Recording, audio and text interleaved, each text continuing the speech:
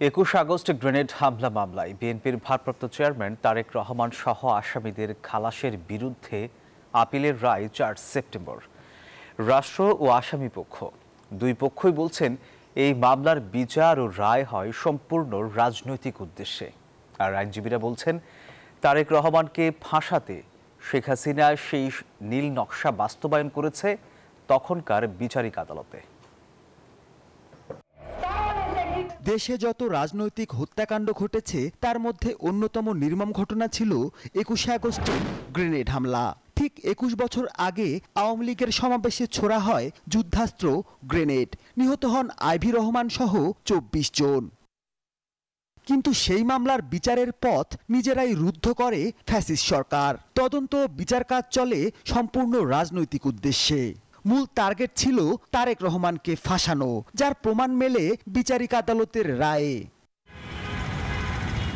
পট পরিবর্তনের পর গত ১ ডিসেম্বর এই মামলার কোনো সারবত্তা না পেয়ে বিএনপির ভারপ্রাপ্ত চেয়ারম্যান তারেক রহমান সহ সব আসামিকে খালাস দেন হাইকোর্ট। পরে সেই খালাসের বিরুদ্ধে আপিল করে রাষ্ট্রপক্ষ। বৃহস্পতিবার শেষ হলো আপিল শুনানি। রায় ঘোষণা হবে আগামী ৪ সেপ্টেম্বর। আসামি পক্ষ বলছে কোনো তথ্য প্রমাণ ছাড়াই নিছক গায়ের জোরে এই সাজা দেয়া হয়, যা দেশের বিচারিক ইতিহাসের কলঙ্কময় অধ্যায়।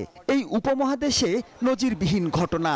প্রকৃত দোষীদের শাস্তি দিতে গেলে হয়তো থলের বিড়াল বের হয়ে যাবে, যে কারণে শেখ হাসিনা তার রাজনৈতিক উদ্দেশ্য এবং প্রতিহিংসার হিসাবে জনাব তারেক রহমান সাহেবকে এই মামলায় অন্তর্ভুক্ত করলেন শুধুমাত্র রাজনৈতিক কারণে। যাদের এই মামলায় আসামি করা হয়েছিল তারা দীর্ঘ সময় বিনা বিচারে বন্দী ছিলেন। করা হয় নির্মম নির্যাতন। অনেকেরই জীবন কেটেছে কন্ডেম সেলের অন্ধকার ঘরে।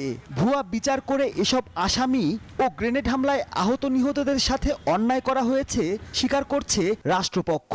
নিরপরাধ যে মানুষগুলো ইনক্লুডিং মিস্টার তারেক রহমান, যাদেরকে অন্যায়ভাবে এই মামলায় ফাঁসি দেওয়া হয়েছিল, যাবজ্জীবন দেওয়া হয়েছিল, যারা বছরের পর বছর কন্ডেম সেলে ছিলেন। বাবর সাহেব যে কথাটা আমাকে প্রায়ই বলেন, তিনি বলেন যে তাকে এই মামলার আসামি করা হয়েছে কারণ তাকে বারবার বলা হয়েছে ম্যাডাম খালেদা জিয়ার বিরুদ্ধে বলার জন্য।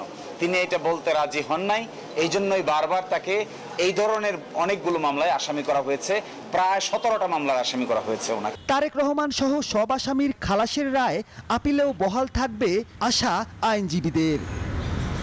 মাহমুদুল হাসান, নিউজ 24, ঢাকা।